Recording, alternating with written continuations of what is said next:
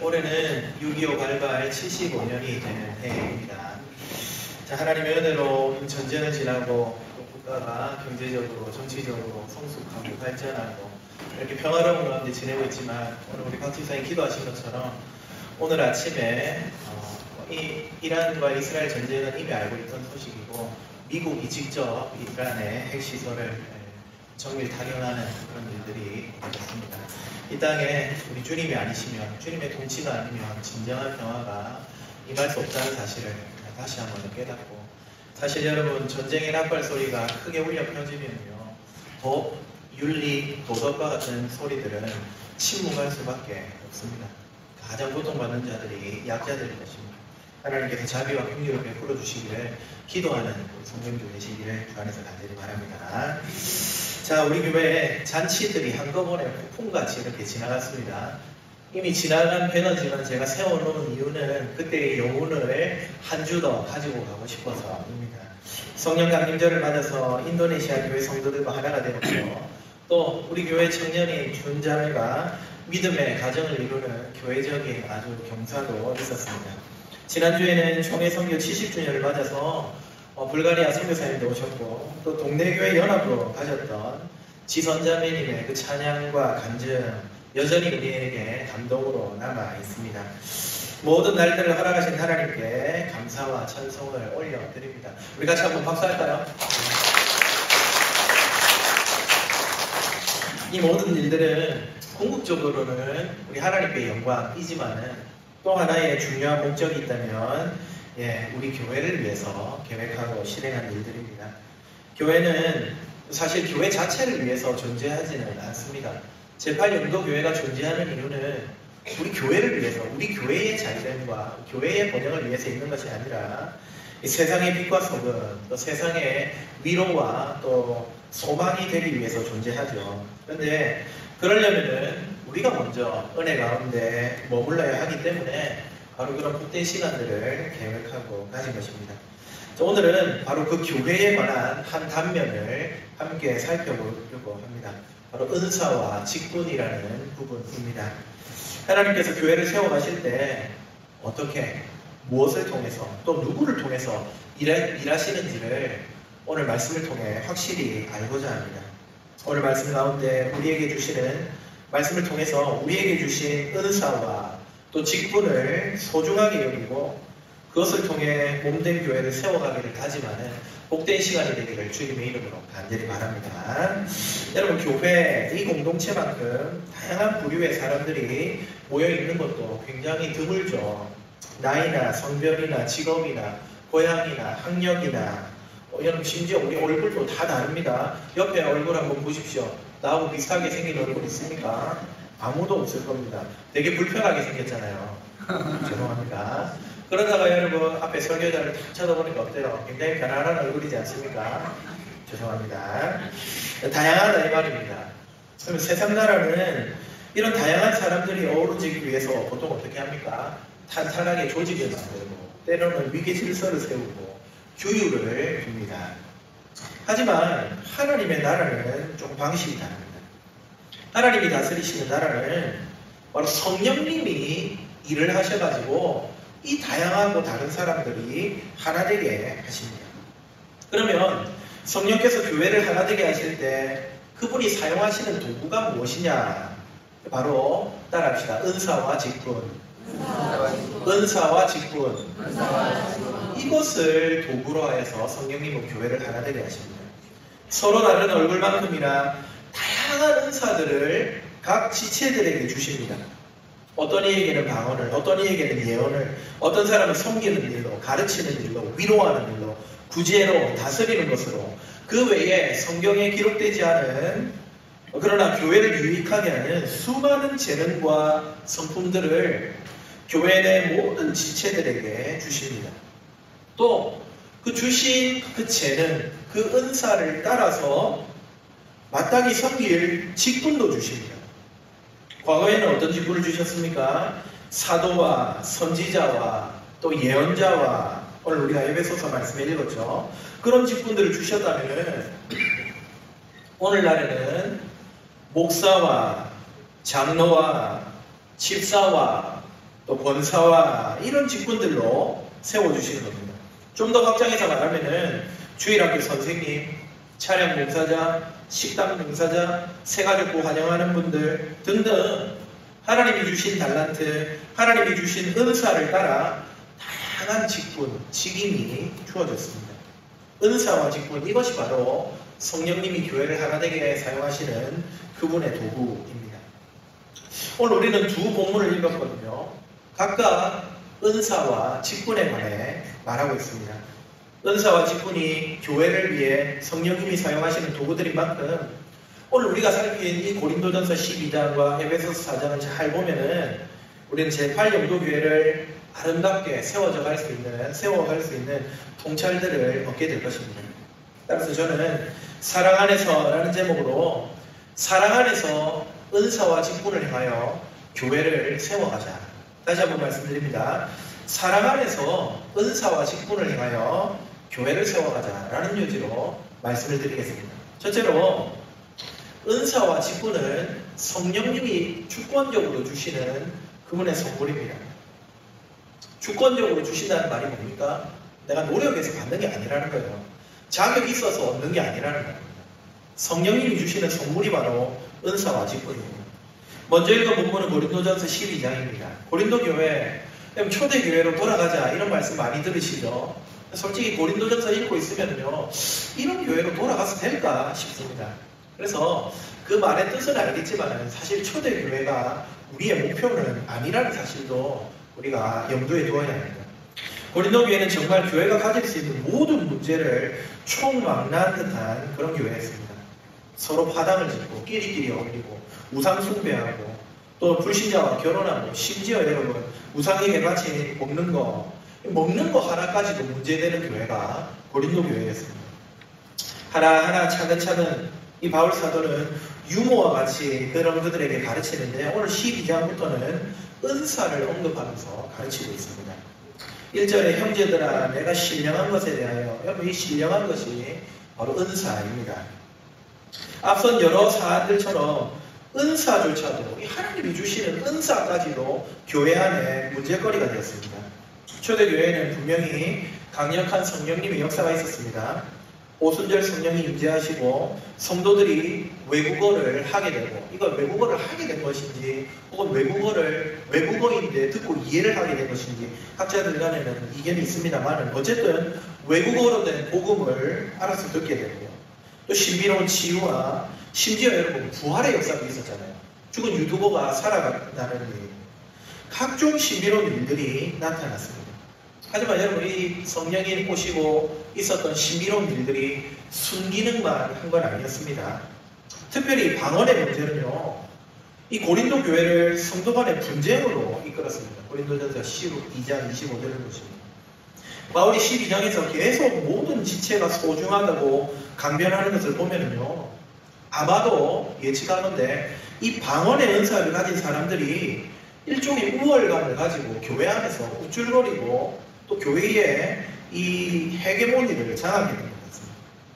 또 그뿐 아니라 무분별한 방언이 예배를 무질서와 혼란으로 이끌었다는 사실도 고린도전서 14장 23절과 27절을 보시면 힌트를 얻을 수가 있습니다. 여러분, 은사는 굉장히 좋은 것인데 이 고린도 교회의 은사인 방언이 왜 문제가 되었을까요? 그것은 은사가 자기 자랑이 되어버렸기 때문입니다. 여러분, 사람들 마음속에 뿌리 깊이 자리 잡고 있는 한 가지 생각은 바로 인과 응고입니다. 어진 일과 잘못된 일이 상응하여 한치의 빗나감이 없다. 또 다른 말로 하면은 뿌린 대로 거둔다 이것이죠. 그래서 하나님 앞에 섰을 때도 무언가 우리가 열심히 해야지, 우리가 어질게 해야지, 우리가 뿌려야지 얻을 수 있다고 생각하는 게 우리 본성입니다. 다른 말로 이것을 율법주의다 혹은 공로주의다 이렇게 말하죠. 그런데 여러분, 이런 공로주의는요 필히 자기 자랑이라는 열매를 낳습니다. 율법을 잘 지키고 행하는 일을 자랑하게 된단 말입니다. 하나님이 복을 주시고 은사를 주시면은 하나님의 은혜구나, 나는 자격 없는데 선물을 받았구나 하는 것이 아니라 이 공로주의, 율법주의의 본성을 가진 인간은 하나님이 주신 은사마저도 그래 내가 그만큼 지성을 드렸으니까 받은 거지. 아니 내가 그만큼 헌신했으니까 하나님이 주신 거지.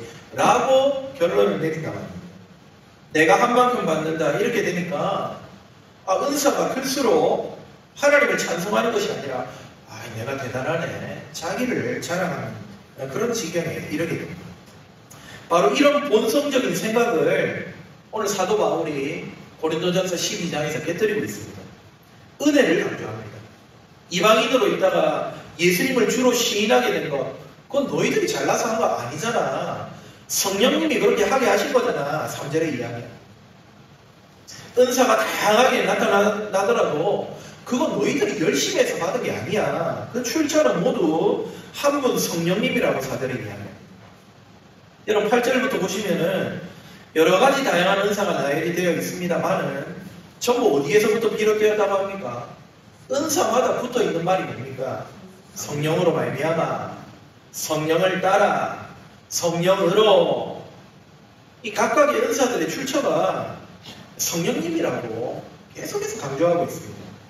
여러분 11절, 고린도전서 11절, 12장 11절 같이 한번 읽어보실까요?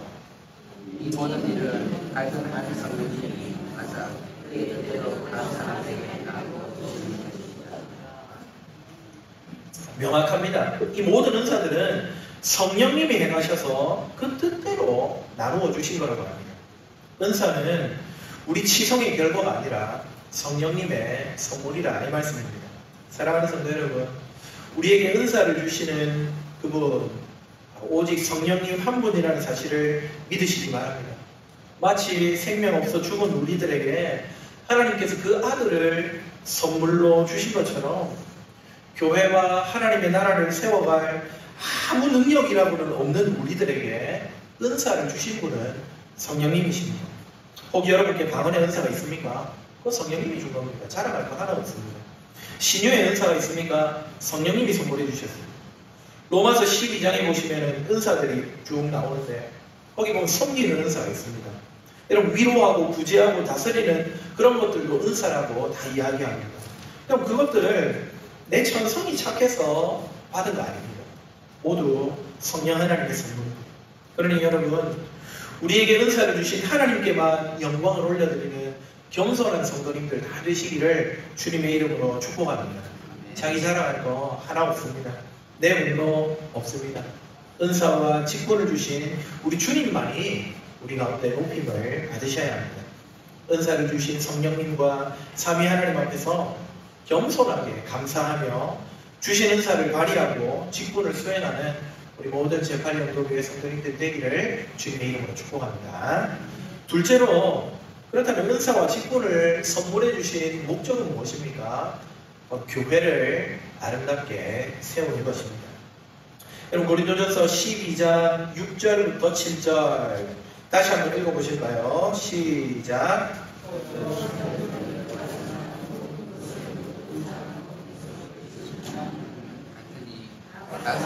성령을 나타내심은 유익하게 하려 하심이라.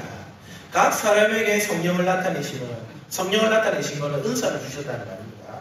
은사를 주신 이유가 뭐라고 합니까? 유익하게 하려고. 뭘 유익하게 한다는 말입니까? 예, 바로 이 은사가 발휘되어야 하는 장, 바로 교회를 의미합니다. 교회를 유익하게 하는 것이 은사를 주신 가장 주요한 목적입니다. 고린도전서를 읽다 보면은 계속해서 이 점이 강조되고 있습니다. 12장 후반부에 보시면은 몸 하나에 여러 지체가 있다. 이처럼 교회도 다양한 직분자와 은사가 있다고 하는데 그러나 경중은 없다고 합니다. 다양한 은사와 직분이 어느 것 하나도 빠짐없이 모두 교회를 세우는데 필요하다 이런 뜻입니다. 또 고린도전서 14장 4절에 보시면은 예언이 더 나은 은사다 이렇게 이야기를 하는데 왜냐하면 예언은 교회의 덕을 세우기 때문이라고 합니다. 원문은 그냥 교회를 세운다. 교회를 세우기 때문에 예언이 더 나은 은사다 이야기합니다. 예언이라는 은사는 교회를 세우기 위해 교회를 건설하기 위해 주신 은사다 이 말씀입니다. 그 외에도 교회도 혹은 교회 건설이 계속해서 은사와 관련이 되어서 언급되는 것이 고린도전서입니다.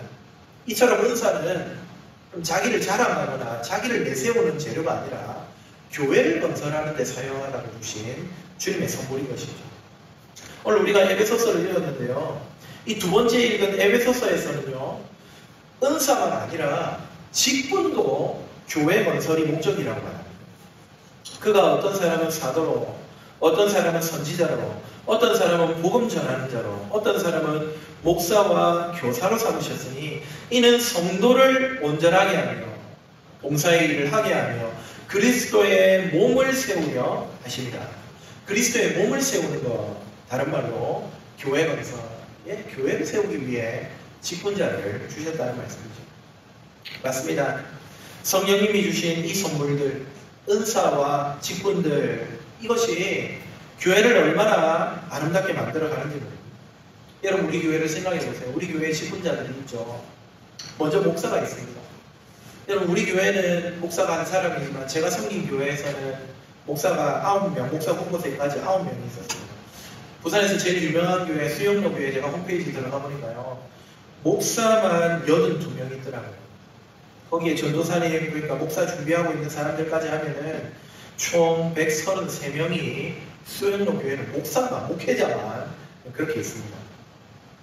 교회마다 있는 이 목사들, 그들의 섬김과 헌신이 교회를 말씀과 진리가 충만한 교회로 서게 합니다. 목사가 공부하고 설교 준비하고 신방하고 교회 대소사를 살피고 또 결정하고 장로님들과 의논하고 성도들의 목소리를 청취하고 또 실행하는 이 모든 수고가 바로 교회 건설의 밑거름이 되고 있습니다. 특히나 말씀을 연구하고 그 깊은 우물의 샘을 퍼올리는 일이야말로 여러분 목사가 하는 교회 건설의 제일 핵심적인 일입니다. 제가 그동안 섬겨왔던 교회들은요, 대부분 목사가 다른 일보다도 이 설교를 준비하고 연구하는데 최대한 배려했던 그런 교회들이었습니다. 심지어 몇몇 교회는 토요일마다 전 설교자들이 모여서 서로의 설교를 평가하고 나누기도 했습니다.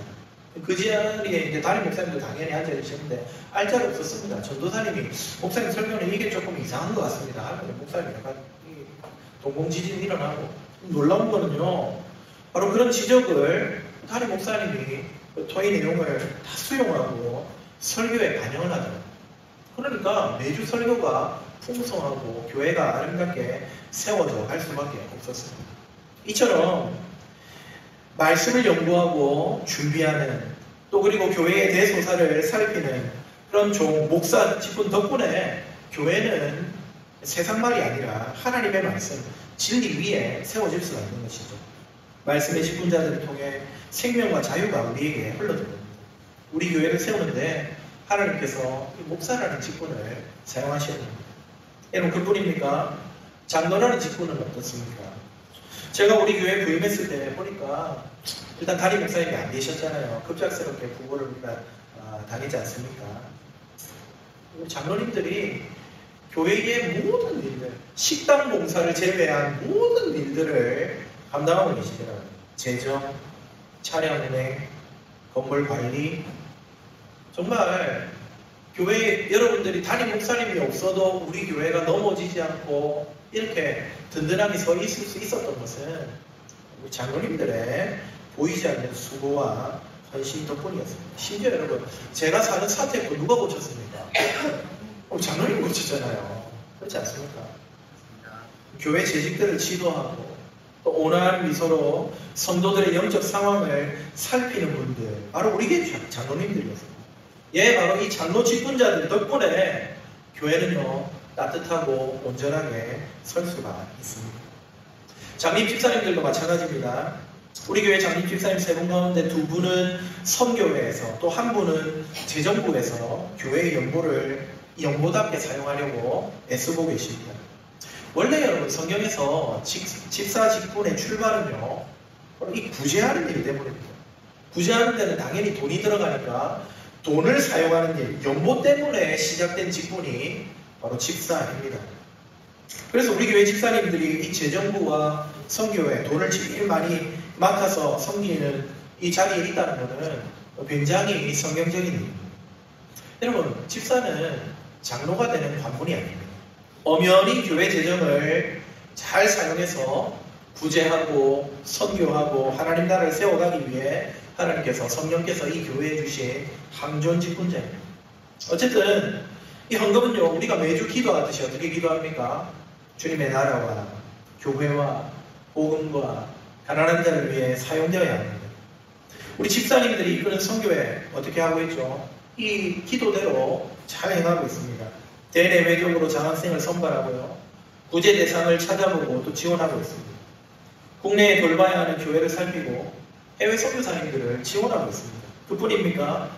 그때 도움이 필요할 때마다 우리 선교회와 또 재정부가 사례로, 지원금으로, 후원금으로 충당하고 있습니다. 또 기꺼이 헌신하는 이 집사님들의 수고 덕분에 우리 교회 재정이 부족하지 않고 아주 투명하고 깔끔하게 운영이 되고 교회가 살림살이를 잘 해나가고 있습니다. 그럼 이게 다 초대교회 때부터 집사님들의 일이었는데 우리 교회 집사님들도 그 일을 맡아서 잘하고 있습니다. 덕분에 교회가 평안할 수 있는 것입니다. 권사님들요, 말할 것도 없습니다.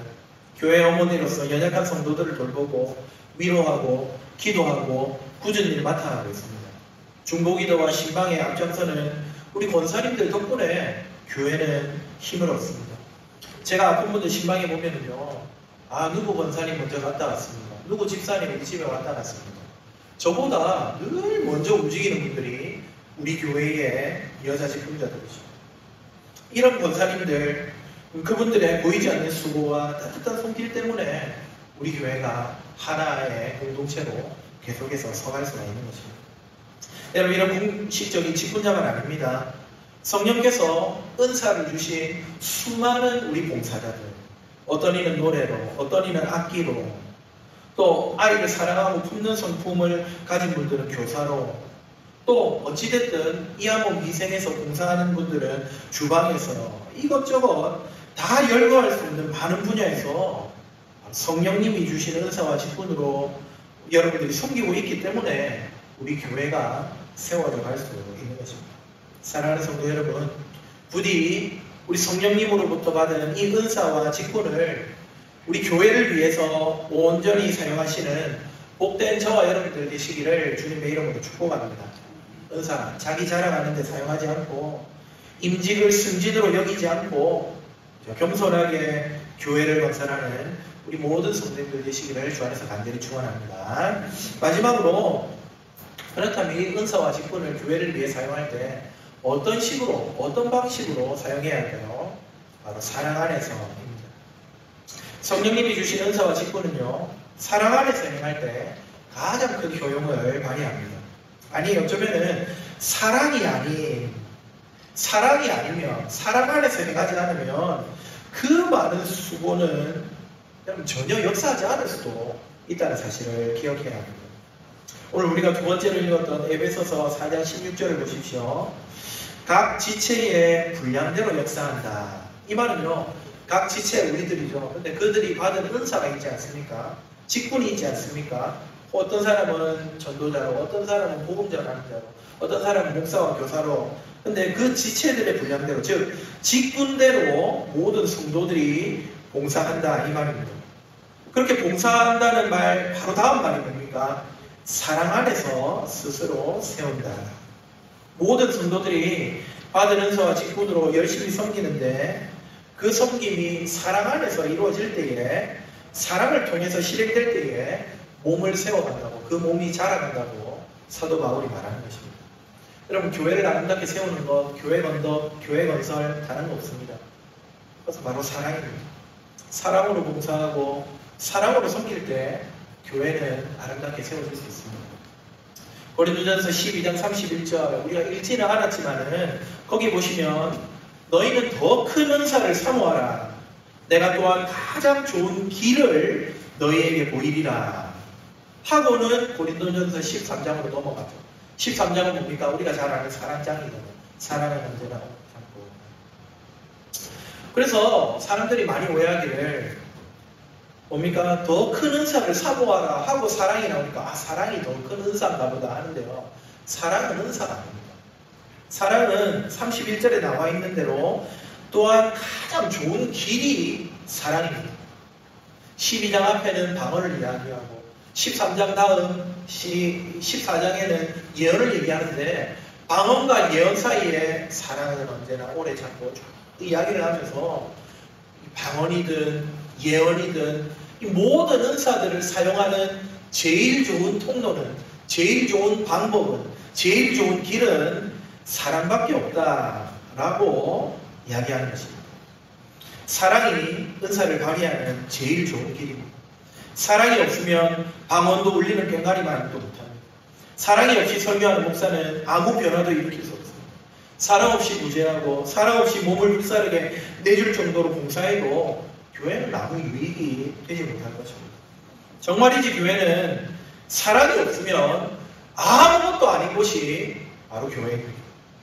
사랑으로 말씀 전하는 목사, 사랑으로 돌보는 장로, 사랑으로 재정을 뿌리는 집사, 사랑으로 위로하는 권사, 사랑으로 헌신하는 성가대, 사랑으로 봉사하는 찬양팀, 사랑으로 또 시간을 내어 애를 쓰는 우리 주방봉사, 청소, 모든 것들이 사랑을 통해 사랑 안에서 이루어져야 하는 사랑이 제일인 것이죠. 여러분, 우리가 받은 은사, 또 주님께서 우리에게 주신 직분, 사랑 안에서 행하는 저와 여러분 다 되기를 주님의 이름으로 축복합니다. 무엇보다도 사랑이 충만한 교회가 되어서 그 사랑 안에서 우리의 은사와 직분들이 마음껏 발휘가 되어서 주님의 몸된 교회를 아름답게 세워나갈 수 있기를 주님의 이름으로 축복합니다. 말씀 맺겠습니다. 우리 주님께서 은혜로 우리를 불러주셨습니다. 죄와 사망으로 죽었던 우리들에게 은혜로 새 생명 주셨습니다. 그 은혜도 놀랍지만은 우리를 주님 나라 건설하고 교회 건덕의 동력자로 불러주셨습니다. 심지어 일할 때에 필요한 은사와 직분까지도 함께 주셨습니다. 받은 은사와 직분들이 오직 선물임을 기억하면서 자신을 낮추고 하나님께만 영광 돌리는 우리가 되기를 주님의 이름으로 축복합니다. 또 주신 은사와 직분을 그 목적을 따라서 오직 교회 건설, 주님 나라 세우는데 사용하시길 바랍니다. 무엇보다도 이 모든 수고와 섬김이 사랑 안에서 이루어져서 우리 교회의 생명과 자유가 되는 우리 교회가 그렇게 하나님이 기뻐하시는 아름다운 교회로 세워져 갈 수 있기를 주님의 이름으로 축복합니다. 네. 주신 말씀을 기억하면서 찬송가 604장 노래합시다.